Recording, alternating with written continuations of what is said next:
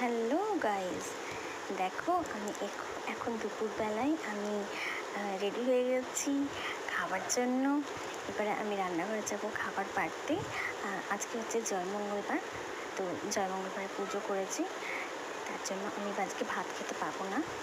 আর তার জন্য আমি এখানে পরোটা রান্না করেছি, তাই খুব এক্সাইটেড খাবার জন্য।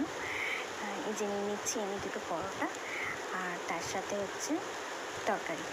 আর পরোটা একটু কম পড়ে গেছিলো, তার জন্য আমি রুটি করেছিলাম, সেই রুটিটাকে আমি একটুখানি তেল দিয়ে ভেজে নিলাম, সেটাই তোমরা দেখতে পাচ্ছ।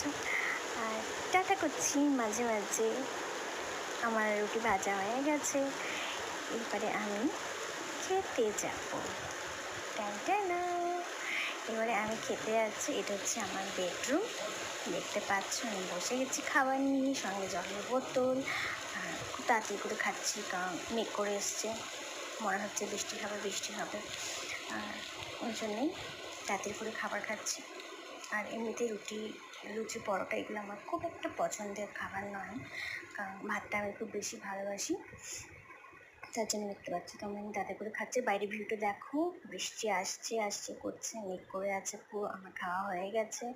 টাটা, চলো এবারে আমি ঘুমোতে যাবো। Tata, bye bye, tata.